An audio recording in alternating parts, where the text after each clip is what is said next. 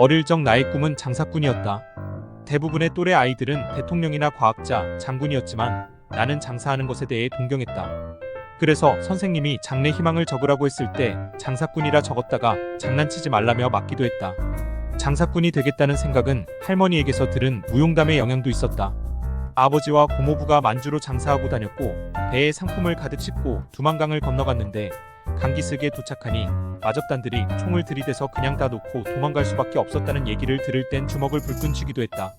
그리고 돈을 많이 번 날엔 항상 도둑이 들어 지붕 위에 돈이 든 부대를 올려놨다는 웃지 못할 사연도 들었다. 옛날 얘기처럼 재미있게 들려서 그런지는 모르지만 당시 나는 돈 버는 일이 참 멋있는 일이구나라는 생각을 했다. 내가 처음 교회에 나간 것은 초등학교 5학년 때였다. 본격적으로 삶과 죽음에 대해 고민한 계기는 중3 때 열병에 걸리면서부터였다.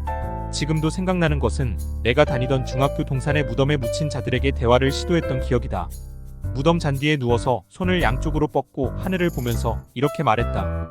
여기 계신 분들이 언제부터 누워 계셨는지 모르지만 저도 언젠가는 이곳에 누워있을 날이 있겠네요. 지나고 보면 하나님께서 죽음에 대해 깊이 생각할 수 있는 시간을 주셨다는 생각이 든다. 죽음에 대해 진지하게 생각하니 고민이 깊어졌다. 하나님의 계명을 어기면 죄가 되고 죄가 있으면 지옥 간다고 들었기에 계명을 어기지 않기 위해 굉장히 노력했다. 하지만 나는 죄 앞에 늘 굴복하지 않을 수 없었고 양심의 깊은 가책을 느꼈다. 그럴 때마다 내가 지옥 가겠구나 하는 생각이 들어 두려움이 몰려왔다.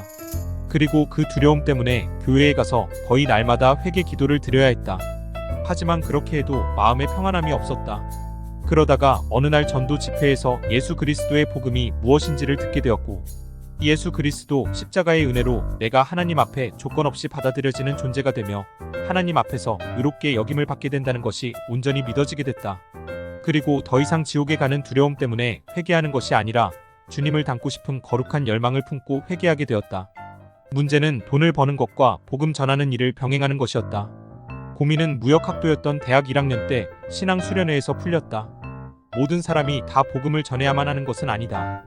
복음 전하는 일을 돕는 사람도 필요하다는 말씀이었다.